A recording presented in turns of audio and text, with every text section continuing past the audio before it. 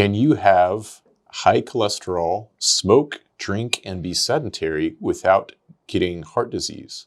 Well, certain people can, and we're going to tell you about them. There's a few options. 1, if you're a bear. 2, if you're willing to die of other causes before you're 20. Stay tuned.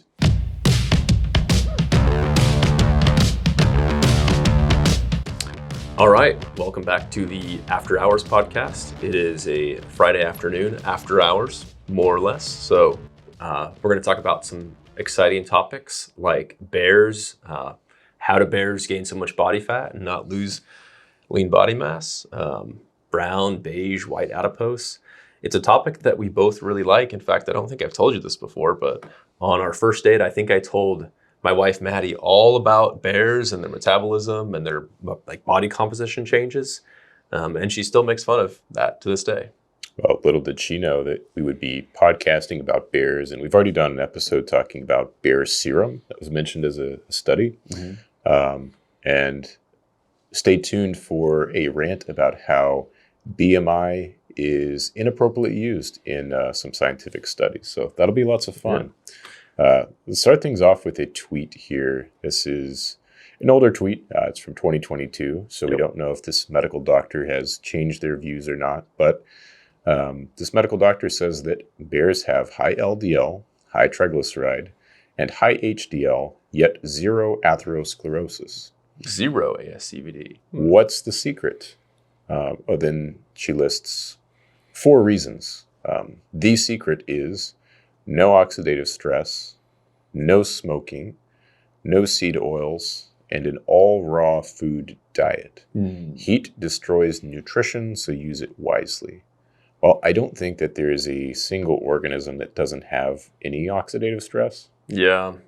So is this an advocation for a raw food diet? Because I tried that once and it didn't work out so well. Yeah, raw food diet is probably not the best for humans. In fact, I think you can manipulate things and cook things and actually get better nutrition out of them in some cases. I'm just thinking in terms of different ways to prepare potatoes, and you can have a more favorable glycemic impact, sort of rearranging the glucose chains in there. Yep. But there was one case of a stroke in a bear that's been documented, but that's it. And we don't know if that was ischemic or traumatic. I would bet the latter. Yep. But claim number 1, we sort of debunked. There's no animal, as far as I'm aware, that exists without oxidative stress. Nope. What about bears and smoking? Yeah, surprisingly enough, there are bears that consume tobacco products and alcohol. One of my favorite characters, if you will, is Wojak, the Polish bear that carried artillery shells in World War II. Polish bear, not to be confused with the polar bear, the bear that became a cigarette-smoking, beer-drinking hero. Yeah, so this individual bear, I believe it's a Syrian brown bear, so very rare type of bear, but was born and found its way somehow into the Polish army in World War II. Was known for carrying heavy boxes of artillery shells, and also had a habit, like many soldiers do, of smoking, drinking, wrestling, and just in general being rowdy. Yeah, here you see him training or wrestling with one of the other soldiers. Advantage to the bear, I would assume. Yep.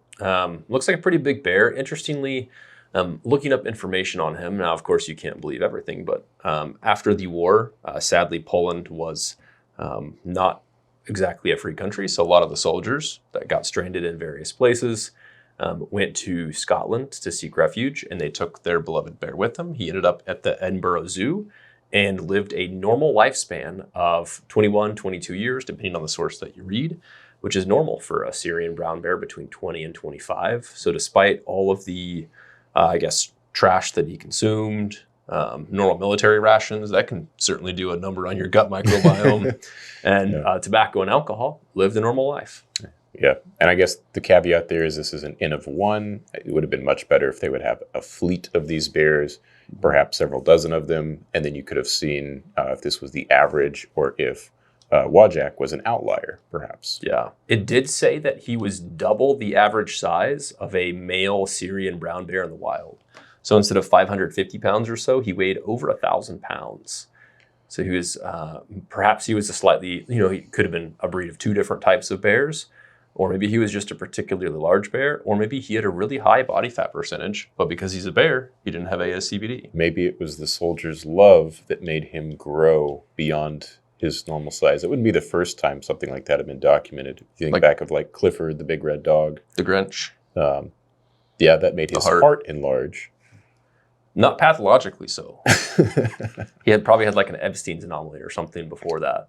Yeah. So now how about some actual reasons that bears don't get atherosclerosis? Because by human standards, bears are morbidly obese most of the time. 30%, 40% body fat? Upwards of over 50% if you happen to be a polar bear.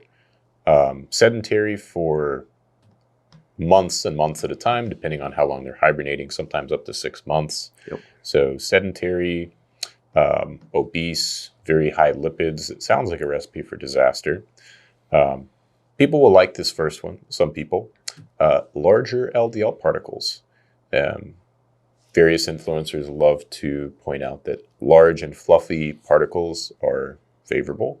I think studies do show that things like a better omega-3 index are associated with larger LDL particles. Huge LDL particle. Better, that's a big LDL particle. Yep. Better metabolic health. Directionally, you see larger LDL particles. And then you see the inverse. You tend to see more small, dense LDLs and things like diabetes or people who are like smoking, for example. Yep. But I wouldn't bet my life on LDL particle size. How large of an LDL particle? Is this the size of a bear LDL to scale? To scale, probably so. This is Thomas Dayspring, a famous lipidologist. This is his lipoprotein structure. And one interesting thing we were discussing is the reason why the LDL is so light and fluffy, if you will, is that their mutations in ApoB, because they have a lot of ApoB mutations. Yeah, looking at the polar bears, they had 9 missense mutations in ApoB. And yeah, this could affect particle size. I think particle size is mostly genetic from what we know. Something in the realm of 30 to 60%, depending on the paper you're looking at. And then even things that we may talk about is like the triglyceride content versus the cholesterol ester content in the core. This model actually happens to resemble that of a bear more than that of a human LDL particle anyway. If you can't see that, it's about 50-50 triglycerides and cholesterol, triglycerides being the green, cholesterol being the yellow. So this may be more about 50-50. This is more similar to a bear, whereas a human would have more cholesterol, as you mentioned. Yeah, or perhaps it could be a VLDL, which would carry more triglycerides. That's true. It could also be a VLDL. Which bears LDL particles tend to resemble humans' VLDLs. They carry the triglycerides more closely. VLDL being triglyceride carrying, except some people always point out, well, chylomicrons also carry triglycerides, I believe, primarily or just absorbed triglycerides from the gut for chylomicrons, whereas the VLDL carries the other triglycerides. They also have better HDL efflux capacity. These are tests that I guess you can get like a Boston Heart or perhaps Cleveland Heart Lab. And you can see on paper how well it looks like your HDL might function. But again, I have not got this test myself and I wouldn't bet my life on it. But based on the laboratory data in bears, it looks like if they are having these larger LDLs occasionally get into that subarterial space, into the arterial wall, that the HDLs are sort of removing any cholesterol esters that get deposited there so that they don't have fatty streaks even, not even the earliest stages of atherosclerosis, even at an advanced age.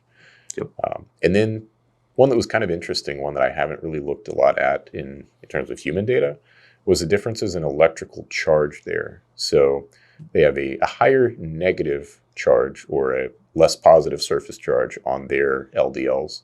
So another reason that the bear LDLs would tend to resemble human VLDLs more.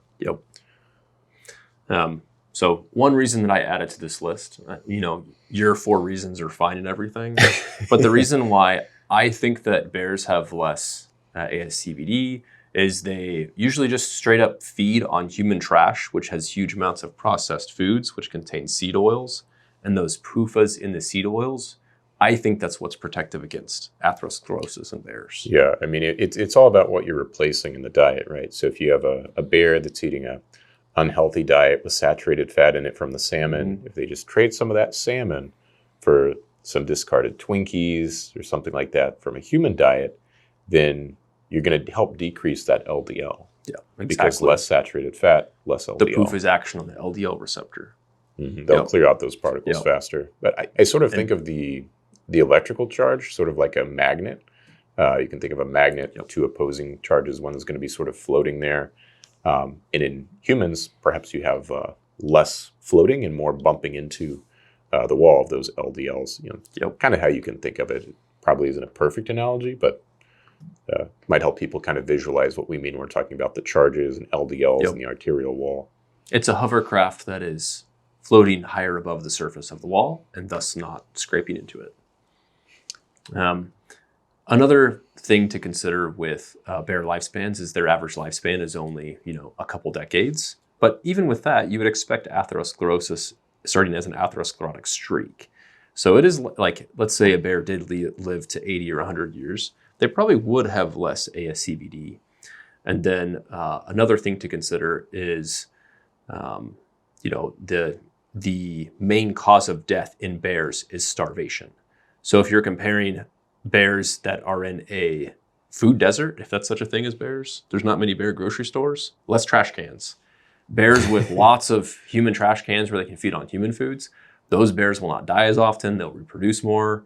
And then bears that are, not near a salmon stream or a human trash can, they will die more.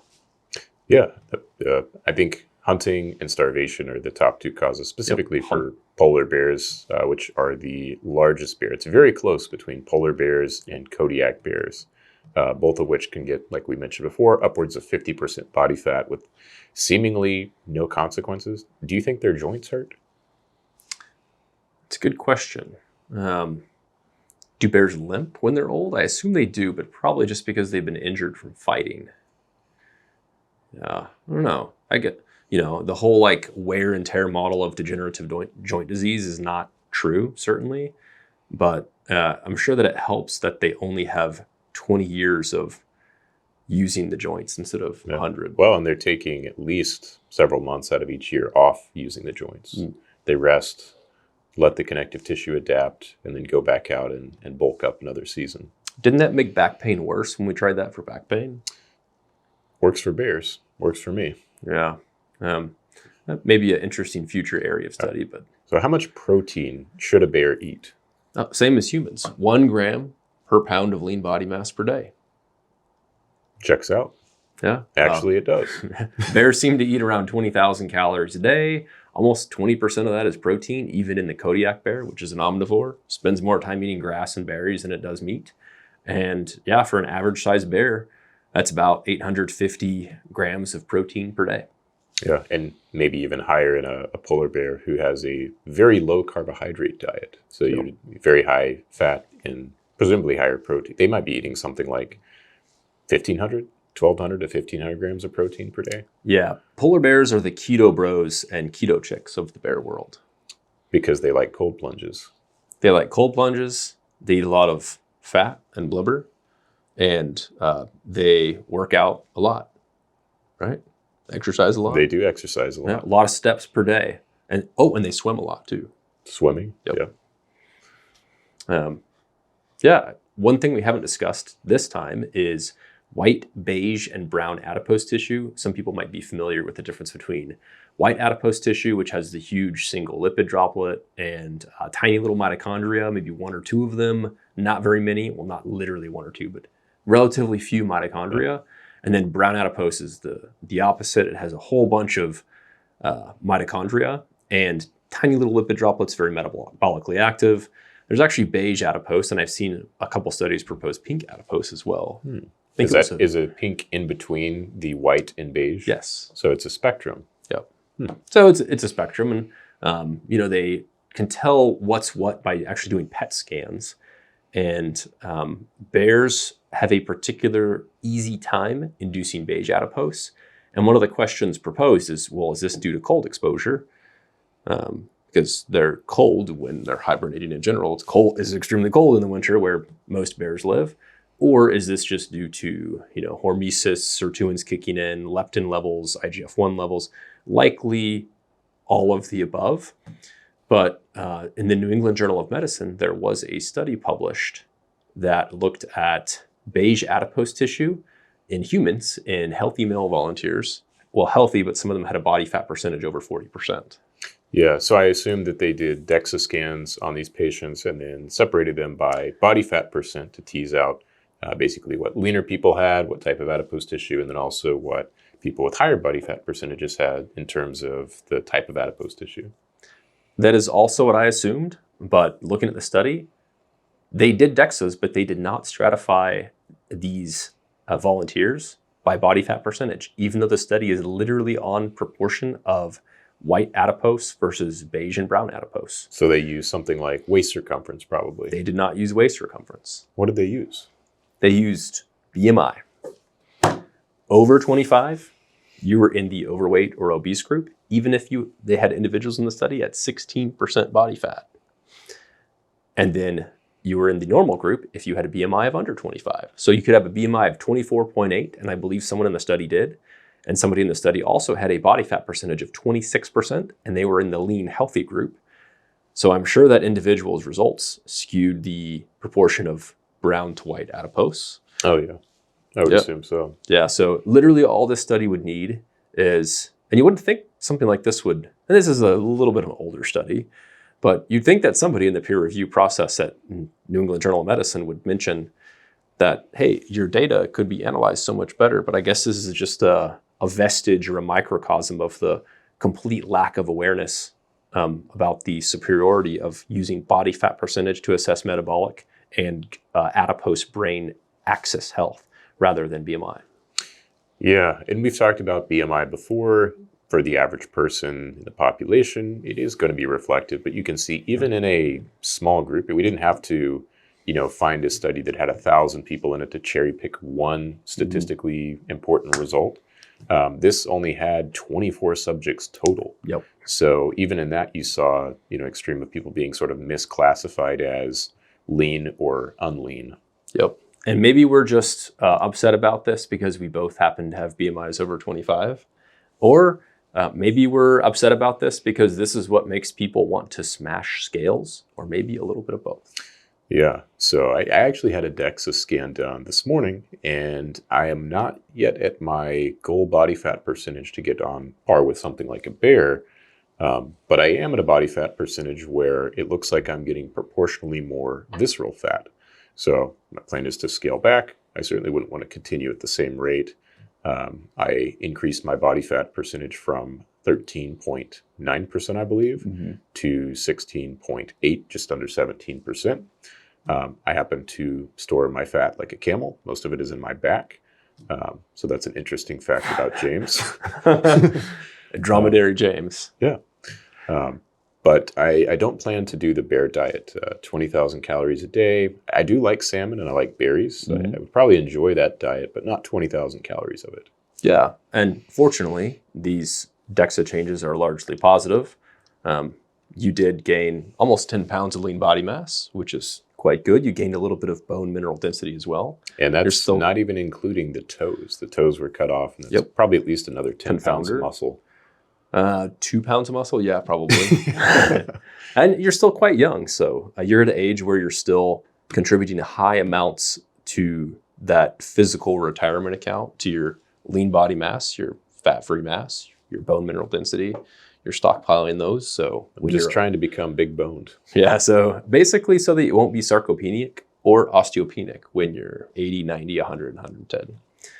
I do my DEXA scans as well. I think mine was 14.1% total. Yep, something in that range. Yep. That sounds about right. And I carry my fat relatively equally in most areas, just not a lot in my lower legs. Maybe that's a vestige of me being a runner, or maybe that's just because I tend, God has a sense of humor. You just put like a particularly large frame and body on me, but maybe my femur super long and my calves super lean. So it's like, I could have been a good runner, but I just need to scale everything down a bit. But Anyway, I'm certainly watching my bone density because I have a family history, even in males, of osteoporosis. And fortunately, my T-score was something ridiculously high, so I'm pretty happy with that retirement account. Yep. So let us know your body composition results in the comments. At some point, we'll post our body composition and do like the Andy Galpin test, and we'll have more of this type of stuff coming in the future. But post what you've had, and let's say you've got a biometric or bioimpedance testing, like an in-body, and let's say it's 10% different. I've seen this several times now, by the way. Actually, yeah, this happened to me. I used a bioimpedance scale, and I was told I was 28% body fat. And this was less than a week ago. Yeah, you probably forgot to press the athlete button. Yeah. But yeah, and again, I think we've said this half a dozen times, see the research of Grant Tinsley to compare different bioimpedance body fat analysis and their accuracy among, the average individual. But if you're somebody that happens to have, a good amount of lean body mass, or if you have sarcopenia or osteoporosis, then you probably don't want a retail DEXA. You want a, medical grade prescribed DEXA scan to look at your bone density. But getting something like a DEXA scan, like a DEXA Fit, if you go to DEXAFit.com or DEXAScan.com/locations, that's a great start for most people. Yeah, and I think that's a good point about a medical DEXA to look at the bone density of specific areas. I've seen cases where bone density is above average on your retail DEXA, but when you look at the femoral neck, you see that this person is actually slightly below average, maybe not osteoporotic, but they do have some ground to make up in terms of their femoral bone density. Yeah. My wife said my thick skull is bringing my T-score up. Well, we'll have next time, instead of cutting off the toes, you can just cut off the skull on your DEXA and see what the difference is. Yeah, that would be interesting. The brain is a fatty organ, so it'd probably bring down the body fat percentage a bit. Yeah. But it's also a lot of water, so yeah, probably a wash. It could be a wash. In fact, I think the DEXA Fit I did give me a body fat percentage for my head. I will post that in the comments if I can find it after the video. Yeah. So if you're a bear that's watching this and you had a heart attack, please let us know in the comments. If you're a bear that is watching this and you've not had a heart attack, please let us know that as well. Yeah. As always, thank you for listening, and may God bless you with health and happiness.